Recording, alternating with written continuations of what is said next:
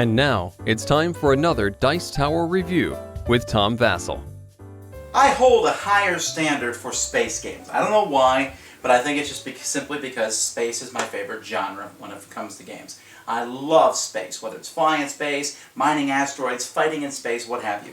Terra Prime, when I first opened it up and went through the components, unfortunately for Tasty Minstrel Games, the place that they used to manufacture for the components, it just didn't do a very good job. And I thought, I don't know, is this game really going to be that good of a game? So I kind of put it to the side and went to their other game first, Homesteaders, which really is quite a good game.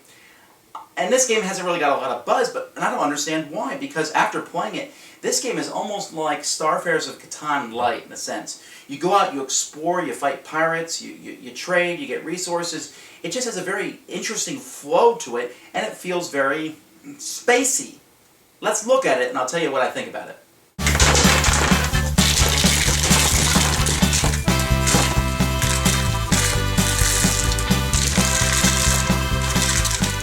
As you can see, there's quite a few pieces in the game, and so I don't really have time to explain it in great detail, but I want to mention some of the key features of the game.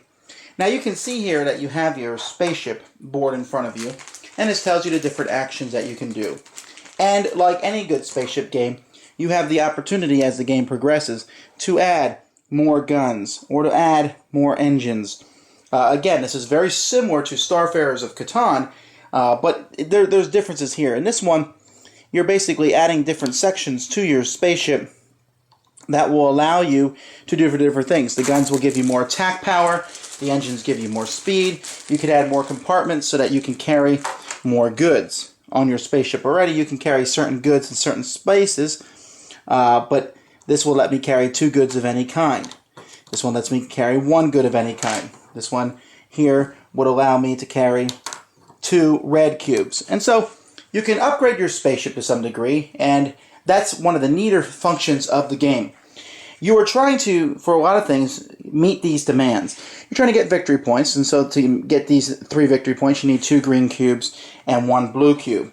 And so we do that at the beginning of the game. Players are going to place their spaceship figure here at a star port where they're going to be starting out from, and around that they'll be placed different hexagons. Now these hexagons all don't go here, so there's different rings, and in each of the rings there's different goods. So for example, this doesn't go into the first ring. This shows some space pirates that you have to fight. They don't look scary, but they can be really annoying. It also shows asteroids, which your ship might have to fly through and possibly take damage, and then a planet, which will produce one of the resources. And so that's what you're trying to do, is you're trying to set these space stations up so you can get these resources. You can then use these resources to come back to upgrade your ship, to turn them in to get points, or you can even buy different technologies. For example, this technology here is a cloaking device. Aliens do not attack you during the move or explore actions. For this, you'll need a yellow and a brown cube. And so there's just, I don't know how to explain it. It just has this idea of exploration, because at the beginning of the game, like I said, there's different rings. You can see the different colors here. The farther out, the more dangerous it is. And some of them are so good that far out that if you are the one to discover it, you get extra victory points.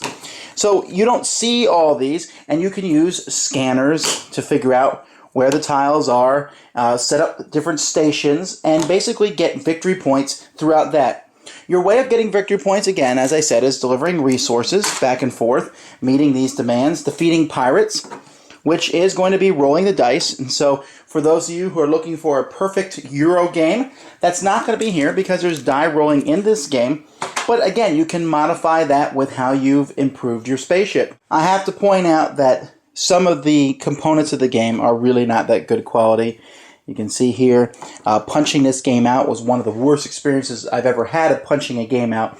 It's not the company's fault as much as the printer that they use was just a really poor printer. Their recent games, you can see, have been definitely improving quality. They have a much better printer now. And I don't know that it detracts from the game that much. Obviously, you can see that tile, but I mean, unless you're memorizing tiles, which I don't play games, I think it's not a big deal. There's lots of pieces in the game, and this is basically the whole game board here, but it's big enough. I like the idea of going out. You never know if you're going to find aliens. You never know what you're going to find as you go out and find the planets. The only thing I did not like about the mechanics here was sometimes positioning these. You can't have planets that are adjacent to each other or next to each other. And sometimes it got annoying trying to find the perfect place to place a tile. It felt a little bit more wonky. It might have been easier just to flip a tile over and place it. But for the most part, it works really well. There's lots of juicy things that you can do. You can decide to go for the upgrading your spaceship and do really cool things, or the quick and fast build colonies, get points, bring back the goods, fulfill the demands, and you've ended the game. Terra Prime is a game in a small box, a game that does not really have the best quality components. Although I really must say I like the artwork, I like the retroness of it, the cartoonishness of it, but beyond all that, there's a really good game here inside. I heard some people have complained about the die rolling. I don't understand that. Die rolling's fun, makes the combat more interesting. There's a lot going on, and you really can take different paths than other people. You can build up your spaceship, go out and try and attack aliens. You can just try to forget that and just basically concentrate on building and transporting goods back and forth. So I guess there's a mix for those people who like pickup and delivery, and then there's those who like to customize and go out and fight. There's that too. Now, I mean, let's be fair, the battles aren't super exciting, but they're still involved in the game. This really feels like a sister game to Starfarers of Catan. There's really a lot of similarities to them, but this is an excellent, it's different, and it has its own things, and I like the discovery aspect of this, finding out what's beyond. And there's a few niggling things that I mentioned as components and how the tiles are rotated. But other than that, I really like customizing my own ship. I really like making my own decisions and yet having the decisions of other players impact me. Am I going to go to your station to pick up something? And if I do that, is it worth it for me to help you out a little bit? There's not a ton of interaction here, but there is some. And there's enough going on that I can recommend this one. It seems like it's slid under the radar. Not a lot of people have heard of it, but if you like space games, if you watch my reviews, I'm real hard on games that have a space theme and the theme has nothing to do with the game. This one it does, so check it out, Terra Prime.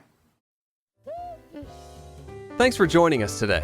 For more written, audio, and video reviews, as well as the #1 board game podcast, check out the website at www.thedicetower.com. Until then, this is Eric Summerer, and you've been watching The Dice Tower.